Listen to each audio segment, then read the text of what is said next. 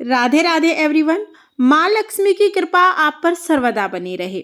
Friends, मार्गशीर्ष माह जिसको अगन का महीना भी कहा जाता है, मार्गशीर्ष माह के गुरुवार को माता लक्ष्मी का व्रत और पूजन करने से जन्म जन्मांतर की दरिद्रता समाप्त हो जाती है। शास्त्रों में भी वर्णित है कि जो लोग मार्गशीर्ष माह में आने वाले प्रत्येक गुरुवार को माता लक्ष्मी का पूजन करते हैं, उन्हें किसी भी जन्म में अन्न धन की कोई कमी नहीं होती है।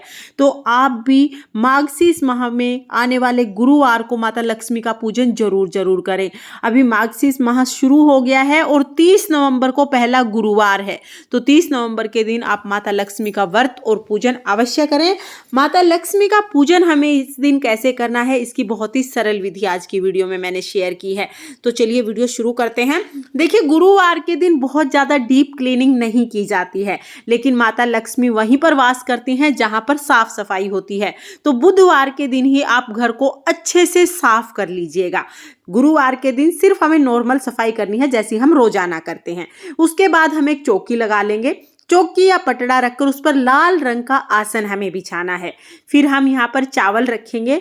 चावल की आप ढेरी लगा सकते हैं या आप चाहें तो अष्टदल कमल बना सकते हैं। यहाँ पर मैंने चावल ले लिए हैं। चावल टूटे हुए नहीं होने चाहिए, बिल्कुल साबुत चावल होने चाहिए। यहाँ पर मैं अष्टदल कमल बना लूंगी। अगर आपको अष्टदल कमल बनाना ना आए तो आप सीधा चावल की ढेरी पर भी कलश की स्थापना कर सकते हैं। अब देखिए, तांबे या पीतल का कोई कलश हम ले लेंगे। उसमें पहले हम थोड़ा सा गंगा जल डालेंगे, फिर इसको शुद्ध जल से हम भर लेंगे। आप चाहें तो चांदी या सोने का भी कलश आप ले सकते हैं। कलश में जल भरने के बाद उसमें हम माता लक्ष्मी की प्रिय सभी चीजें डाल देंगे। कम से कम 5 चीजें आपको जरूर डालनी है। मैंने यहाँ पर हल्दी, सुपारी, गोमती चक्र, कमल गट्टे, कोड़ी, थोड़े से चावल, फूल और सिक्का, ये सभी चीजें डाली हैं। आप कम से कम 5 चीजें इनमें से जरूर जरूर डालें। कलश में हम 7 पत्ते लगा देंगे। तो आम के, अशोका के 7 पत्ते आप कम से कम जरूर लगाएं। उसके ऊपर हमें नारियल रखना है। ये जो कलश है, ये माता लक्ष्मी का स्वरूप मानकर इनका पूजन हमें करना है। तो यहाँ पर देखिए, बहुत ही प्रेम से हम कलश की स्थापना करेंगे। नारियल मैंने ले लिया है, नारियल पर हम तिलक कर लेंगे। उसके बाद हम नारियल पर कलावा जरूर बांधेंगे। तो इस तरह से नारियल पर हम कलावा बांध देंगे और हाथ जोड़कर नारियल का मुख ऊपर करते हुए हमें इस तरह से कलश पर रख देना है। तो इस तरह से हमारे कलश की स्थापना हो जाएगी। यही माता लक्ष्मी का स्वरूप है। इसके बाद देखिए, हम गणेश जी की स्थापना करेंगे, क्योंकि गणेश जी के बिना कोई भी पूजन पूर्ण नहीं होता है। तो यहाँ पर हम थोड़े से चावल रख के गणेश जी की स्थापना कर देंगे। दूसरी साइड मैंने थोड़े से चावल रख के भगवान विष्णु की स्थापना कर दी है। तो भगवान विष्णु की स्थापना करने के लिए मैंने यहाँ पर एक सुपारी रख दी है। तो इस तरह से भगवान विष्णु की स्थापना हो जाएगी। स्थापना हमें इस तरह से करनी है। चौकी हमारी लग गई है। अब हम पूजा शुरू करेंगे। तो सबसे पहले पूजा में हम अपने हाथ में थोड़े से चावल लेंगे और फूल ले लेंगे। फिर हम माता लक्ष्मी के सामने संकल्प करेंगे, हे माँ, आज मार्गशीर्ष माह का गुरुवार है, आपका प्रिय दिन है और आज मैं आपका व्रत पूजन कर रहा हूँ या कर रही हूँ।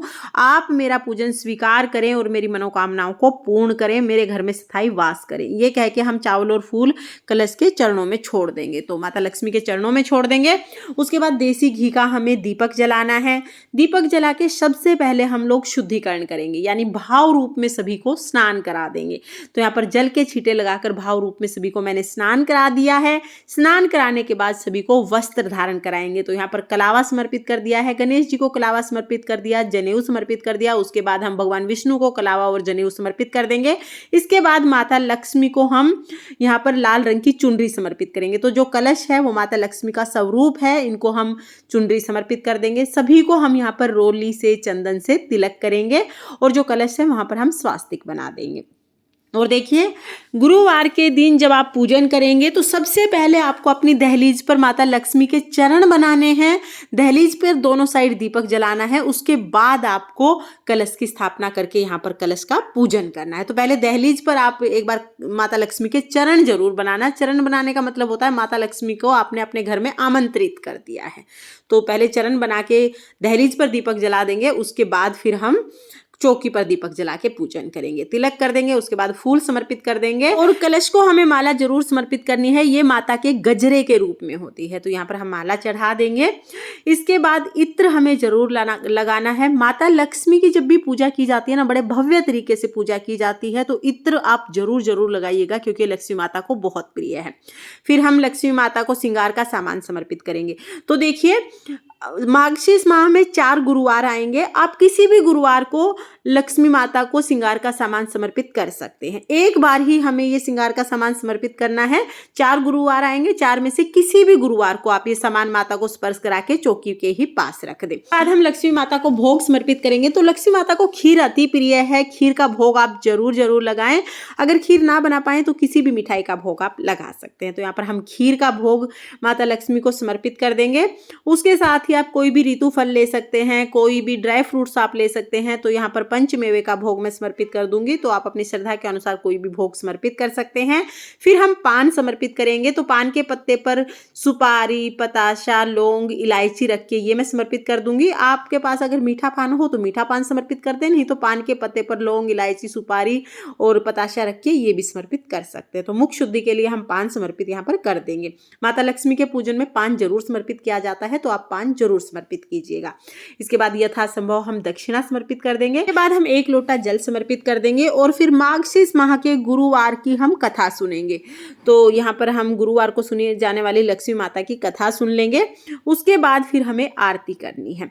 तो आरती के लिए मैंने यहाँ पर कपूर ले लिया है। आप चाहे तो जो दीपक आपने जलाया है उससे भी आरती कर सकते हैं, या आप कपूर आरती कर सकते हैं। देखिए, कुछ लोगों के यहाँ पर लक्ष्मी माता की आरती नहीं की जाती है, लेकिन हमारे यहाँ पर तो लक्ष्मी माता की आरती जरूर करते हैं, क्योंकि आरती करने का मतलब होता है नजर उतारना। तो हम लोग तो बहुत ही प्रेम पूर्वक माता लक्ष्मी की आरती करते हैं। आरती करने के बाद हाथ जोड़कर पूजा में रही कमियों के लिए क्षमा याचना करेंगे और अपने घर में निवास करने के लिए, अपने घर में अन्न धन के भंडारे भरने के लिए माता लक्ष्मी से प्रार्थना करेंगे। तो इस तरह से हमारी जो पूजा है वो पूर्ण हो जाएगी। पूजा के बाद जो जल का लोटा है वो हम सूर्य देवता को अर्घ दे देंगे। जितना भी भोग प्रसाद आपने चढ़ाया है वो आप घर के सभी सदस्यों में प्रसाद के रूप में बांट देंगे।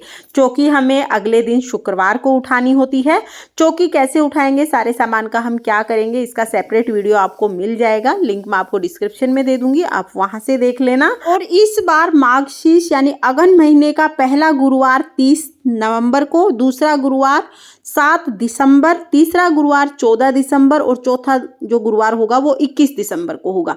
तो ये 4 दिन हमें गुरुवार को माता लक्ष्मी का पूजन करना है। हो सके तो मार्गशीर्ष माह के गुरुवार को आप माता लक्ष्मी के लिए व्रत और पूजन दोनों करें, लेकिन अगर आप व्रत ना भी कर पाए तो पूजन तो आप जरूर करें। और देखिए, आप चाहें तो आप सुबह ब्रह्म मुहूर्त में पूजन कर सकते हैं, या फिर आप चाहें तो आप शाम के समय भी माता लक्ष्मी का पूजन कर सकते हैं। तो जैसे आपकी सुविधा हो उसके अनुसार आप माता लक्ष्मी का इस दिन पूजन कर सकते हैं। मार्गशीर्ष माह के गुरुवार को जब हम माता लक्ष्मी का पूजन करते हैं तो उस दिन हमें घर पे कपड़े नहीं धोने हैं और सिर नहीं धोना है, यानी हेयर वॉश नहीं करना है। घर की डीप क्लीनिंग भी हमें नहीं करनी, बस नॉर्मल सफाई करनी है जैसे हम रोजाना करते हैं। और इसके साथ ही जब आप पूजा करेंगे तो सबसे पहले हमें अपने मुख्य द्वार पर माता लक्ष्मी के चरण बनाने होते हैं। चरण हमें ऐसे बनाने हैं कि लक्ष्मी माता हमारे घर में अंदर आ रही हैं। घर में प्रवेश करते हुए चरण हमें माता लक्ष्मी के बनाने हैं और घर के मुख्य द्वार के दोनों तरफ हमें दीपक जलाने हैं। तो 2 दीपक वहां पर हम जलाएंगे। उसके बाद फिर हम अंदर आके माता लक्ष्मी का पूजन करेंगे। तो इस तरह से हमें पूजन करना होता है। अगन माह के गुरुवार को महालक्ष्मी जी का ये पूजन खाली भंडारे भर देता है और घर में अन्न धन की बरकत करता है। तो आप भी इस पूजन को जरूर करें। और पूजा की ये सरल विधि आपको कैसी लगी कमेंट करके जरूर बताना। अगर ये वीडियो आपको पसंद आया हो, वीडियो आपके लिए थोड़ा बहुत भी यूजफुल हो, तो प्लीज वीडियो को लाइक कर देना। और हम महिलाएं घर में तीज त्योहार कैसे करते हैं ये देखने के लिए मेरे चैनल को सब्सक्राइब कर लेना। फिर मिलते हैं किसी और वीडियो में, तब तक के लिए जय श्री कृष्णा, राधे राधे।